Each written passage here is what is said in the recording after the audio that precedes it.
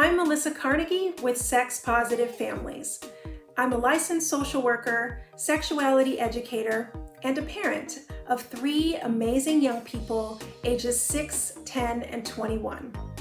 I've partnered with Amaze to share the tips, strategies, and resources that take the awkwardness out of talking with kids about sexually explicit media and online porn.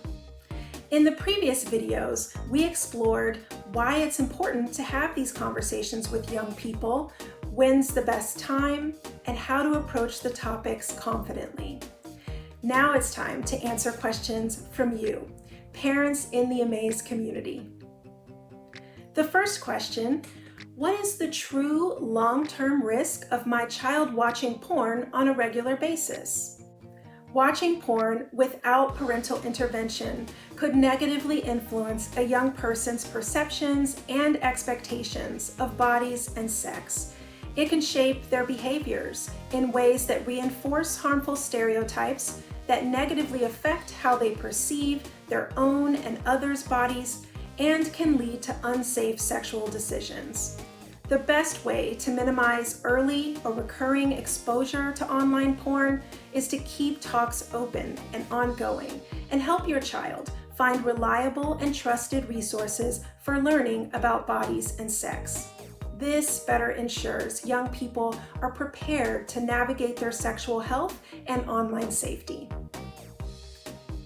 What advice do you have for parents of children who may be questioning their gender or sexual orientation and using porn to explore what other bodies and sexual activities look like? Young people being curious and exploratory about their identities is a natural and healthy aspect of their development. When young people are given the right information in advance, they are less likely to seek it from outside sources. Keep conversations honest and ongoing in your home. Be clear with your child that online porn can provide inaccurate and unhealthy representations of bodies or sex. Point them to resources like the videos by Amaze that can help them understand more about gender and sexuality without introducing harmful stereotypes or misinformation. They're more likely to turn to people that they trust versus seeking out answers through porn when they aren't fearing punishment or judgment for their curiosities. Is catching our child with porn a good time to talk about mainstream versus ethical porn production? So this is likely not a conversation you would have with school-age children. However, more mature teens might appreciate knowing the difference between traditional porn that features more violence, harmful stereotypes, and unsafe sex practices, and alternatives that value the care and safety of those who do this work. Ethical porn is a subtype of adult entertainment that prioritizes the care and professional needs of entertainers. Talking about these aspects helps place these topics within the broader media literacy context, helping young people become conscious and critical consumers of all the media that they consume, so they're better able to take steps that align with their developing values. I found porn website links in my teen's browser history. When I checked into them, I saw they all featured performers and scenes that perpetuate harmful racial stereotypes. How should I approach talking with them about my concerns? Coming across the details of your child's porn search can feel upsetting for more than one reason. Remember though, raising the issue is an opportunity, not a threat. Try not to make assumptions about what their motives were or even their experience solely based on a browser history. Instead, focus on being an askable adult, connecting with your young person and seeing the influence that you can have on their perceptions and behaviors.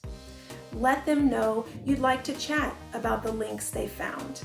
Reassure them that they're not in trouble and that your primary goals are to support their safety and make sure they have access to accurate information about bodies and sex.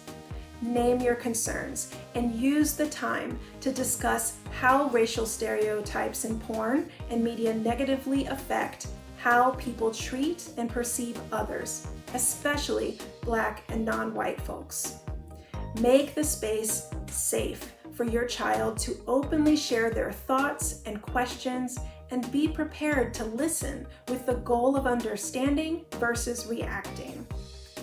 For specific talking points and tips on how to make these conversations effective and shame-free, check out the digital guides that accompany this toolkit. And the final question is, besides Amaze and Sex Positive Families, are there any other good resources available online for young people to learn about sex and anatomy? Why, yes, youth have far more resources at their fingertips these days than many of us did growing up. Here are several favorites made just for young people, starting with resources that are good for elementary-aged and tweens. There's the 6-Minute Sex Ed podcast. It's a podcast that helps young people and families learn about bodies, sex, consent, and more. The episodes are engaging and full of medically accurate information, activity ideas, and discussion prompts to support the learning. Then we have Everybody Curious. This is a fun web series made for young people and their parents that shows real kids learning together from trained educators about sexuality, bodies, gender, and healthy relationships. For teens and young adults, there is Roo by Planned Parenthood. Roo is a free chat app that teens can use to ask about any sexual health topic without taboo or awkwardness. And two other resources that are great for teens are websites like scarleteen.com and sexetc.org. Remember, talking about sexually explicit media is an opportunity to guide and support young people in their understanding of what they could see, so they know what to do to stay safer and not take in unhealthy or mixed messages. Keep the talks an open door conversation so they're more likely to come to you when they have questions or need support. Be sure to check out the other great videos and downloadable guides in this series that help you to be the askable parent for a young person in your world.